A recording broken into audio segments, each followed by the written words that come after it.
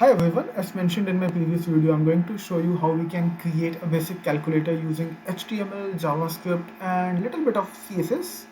So let's get started, and let's keep in mind that our end goal for this demonstration is this basic calculator, where if I'm going to type any numbers, select an operator, I will see the result.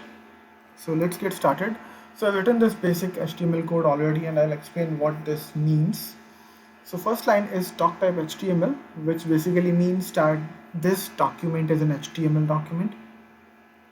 Second is the HTML tags, which basically will include all the HTML script that we're going to write. And language equals to EN means this is in the English language. And then we have head. This will not print anything, but this is just to specify some metadata and settings for this particular document.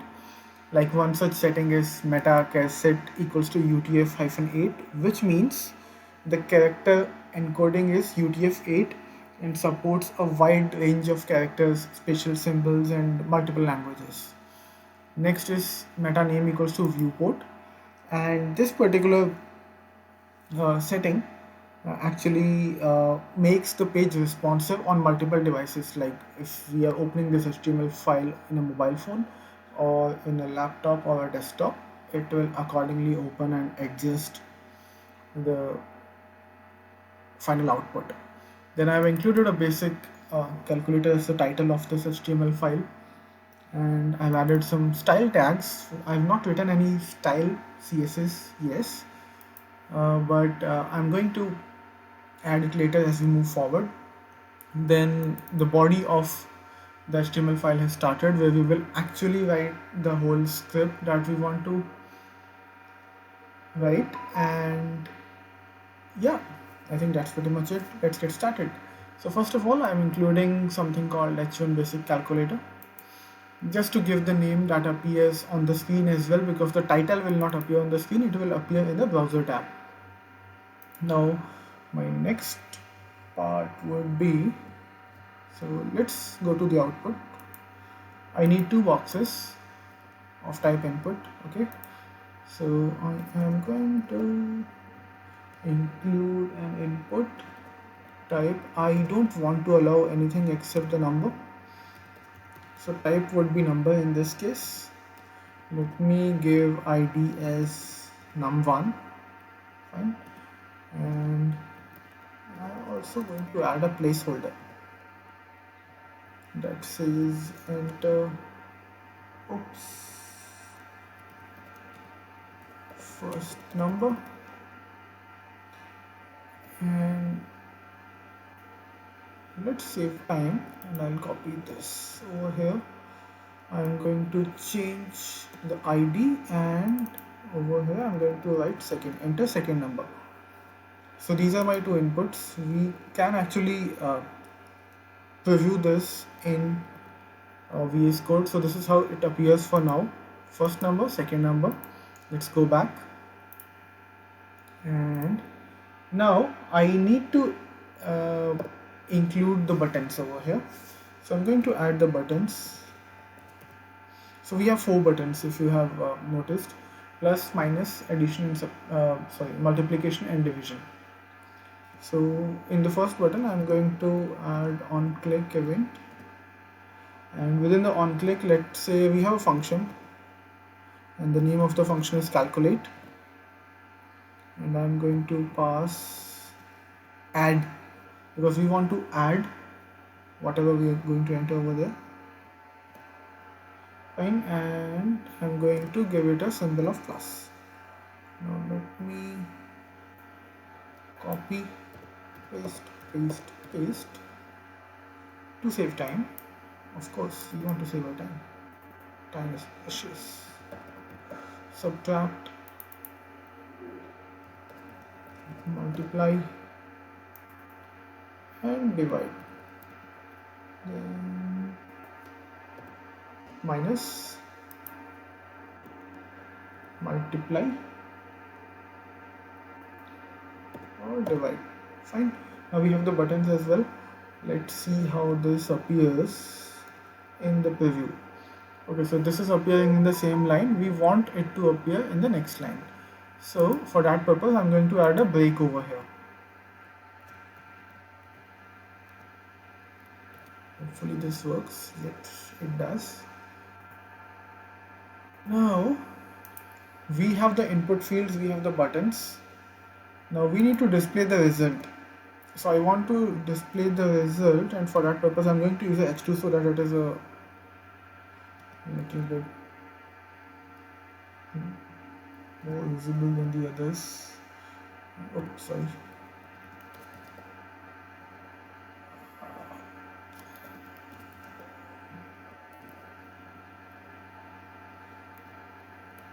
So this is how it's going to appear, and let's go back. So the result will be displayed over here, and let's give it a little bit space. Now my script comes into picture where I am going to say, okay, perform this function or perform that function. Fine. So here I'm going to write that script. I've already declared a function called calculator, this one. So now I'm going to write the definition of that function.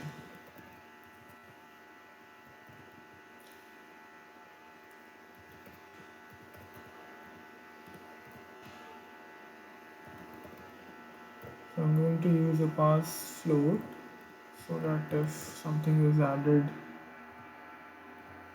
with the decimal, I'm going to use dot get element by id. So first one is having an id of num1, okay, and then I'm going to get the value of it. Now same needs to be done for the number 2, and id is also 2. So this is done. I'm going to declare another variable that says result, which will actually store the result of the entire operation. Now we also need to make sure if we are not entering anything, then it should not give us some junk data. So let's make sure of that by using is nan. If either num1 or num2 is nan,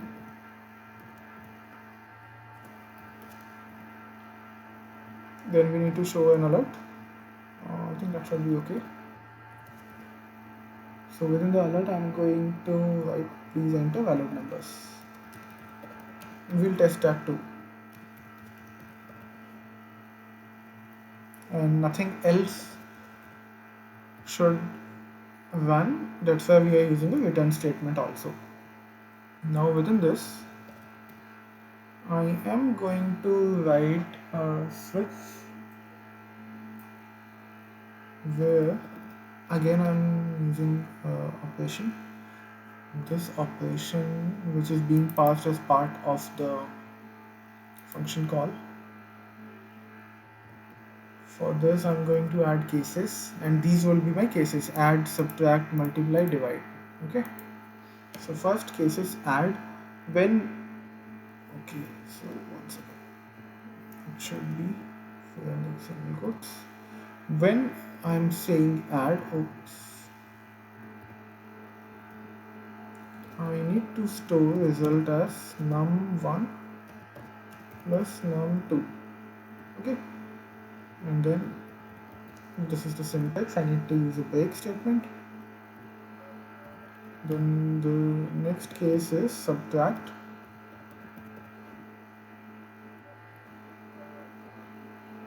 Why this argument is coming again and again.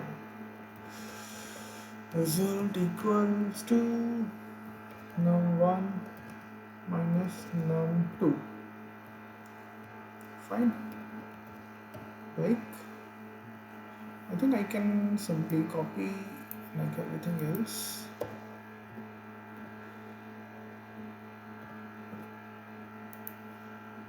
So case multiply, and this would be num1 into num2. Then the next one would be divide. num1 divided by num2, and again break. Here we can also add another condition. If let's say the number which we are dividing with is 0, basically it will result an infinite result, but we can simply say we don't want to do that. Division by 0 is not allowed. I think that's fine. Yeah. And then we need to have a default statement when we are using switch. So within the default statement, I'm going to write, let's say,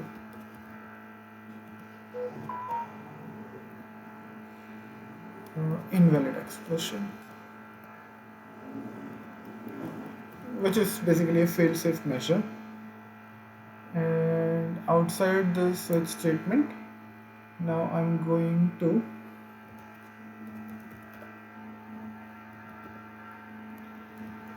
add my result within the result tag, which is actually this one, the one with id equals to result. Okay, so the way I can write something into it is using inner text.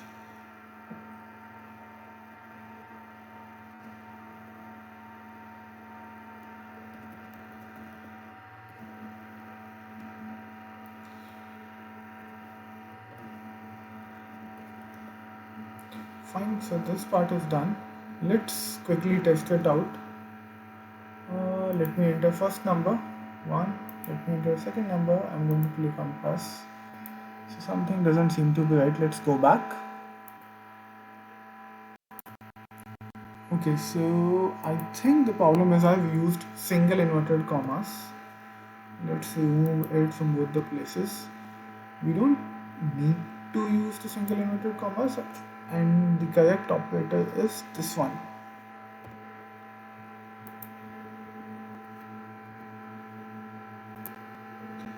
And the name of this symbol is, I think, backtick, or we also call it as tilde. So let's try now. Control Shift V. 1, 2, plus. Oh, yes, we get the result now. Now go back, and we need to fix a few things. So our final output should be this, but currently it looks like sticking towards the left, there are no spaces and things like that. So let's fix it by writing some CSS. Now what I'm going to do as part of the CSS is to add certain styling to the body. Let's specify a font family. I'm going to use Arial. Oh, yeah, I think this is fine. Let's remove this for now. And we want our text alignment, come on, to be in the center.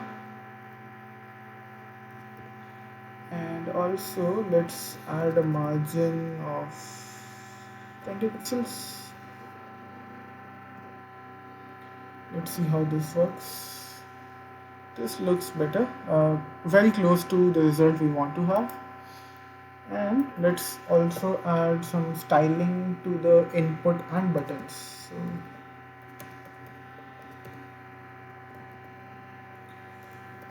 again, I'm going to give some margin of, let's say, 5 pixels. Then adding 10 pixels, and again font size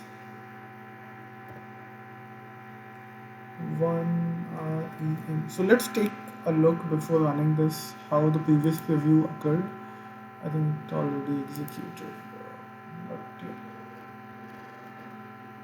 So there were no spaces between the inputs and the buttons, and I think this looks close to what our desired output was. So let's try if everything is working fine or not. Plus, and I'm going to do minus now. It's okay. And then I'm going to do multiplication,